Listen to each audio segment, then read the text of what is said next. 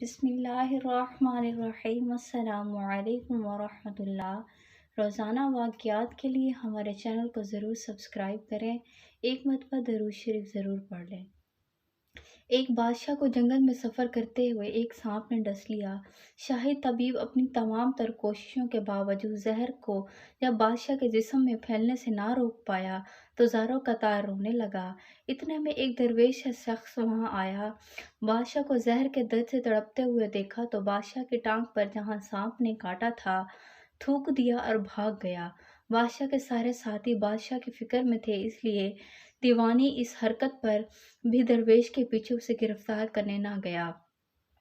شاہی طبیب نے تھوک صاف کرنے کے لیے ایک رومال پکڑا اور بادشاہ کی زہر سے نیلی ہوتی ٹانگ پر سے تھوک صاف کرنے لگا، مگر پھر حیران ہوتے ہوئے رک گیا۔ اس نے انگلی سے تھوک کو سانپ کے ڈسے پر اچھی طرح مل دیا، جس سے فوراً ہی زہر کا اثر زائل ہو گیا۔ بادشاہ ہوش میں آئے اور جب انہیں درویش کے تھوک کے قصے کا پتہ چلا تو بادشاہ نے فوراً حکم دیا کہ اس درویش کو فوراً ڈھونڈ کر حاضر کیا جائے۔ سپاہی چاروں طرف پھیل گئے اور تھوڑی دیر میں درویش کو ایک درخت کے نیچے جا لیا اور پکڑ کر بادشاہ کے سامنے پیش کر دیا۔ بادشاہ نے ادب سے درویش سے کہا، ہم گنہگاروں کی آنکھ آپ کو پہچان نہ سکی، جس کے لیے میں معذرت چاہتا ہوں۔ آپ سے درخواست کرتا ہوں کہ میری طرف سے یہ قیمتی پوشاک اور عربی گھوڑا قبول کیجیے۔ درویش نے مسکرا کر بادشاہ کی طرف دیکھا اور بولا، یہ گھوڑا اور پوشاک بہت قیمتی ہے۔ میں یہ پوشاک پہن کر اس گھوڑے کے لیے گھاس کاٹوں گا تو اچھا نہیں لگوں گا۔ بادشاہ نے کہا، آپ فکر نہ کریں، گھوڑے کے ساتھ خدمت گار بھی دیے جائیں گے۔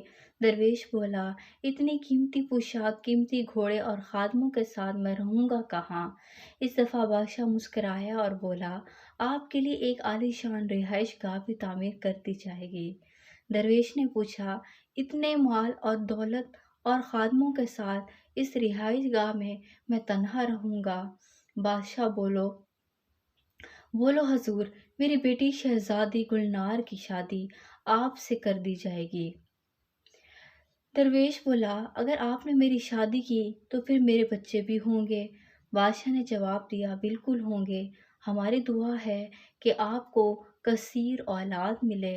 درویش بولا، اگر ان بچوں میں سے کسی بچے کو خدا نہ خواستہ کچھ ہو گیا تو پھر رونا کس کو پڑے گا؟ بادشاہ نے جواب دیا، حضور، اگر خدا نہ خواستہ ایسا ہوا تو رونا تو پھر آپ کو ہی پڑے گا۔ درویش مسکرا کر بولا، اگر یہ سارا کچھ لے کر مجھے رونا ہی پڑے گا تو بادشاہ سلامت، آپ اپنا گھوڑا اور قیمتی لباس واپس لے لیے، میں اپنی درویشی میں خوش ہوں۔ دل اسی سے لگاؤ جس نے دل بنایا ہے، دنیا سے لگاؤ گے تو آنسو ہی ملیں گے۔ مزید ایسے ویڈیوز کے لیے ہمارے چینل کو ضرور سبسکرائب کریں، ویڈیو کو لائک کریں۔ شکریہ۔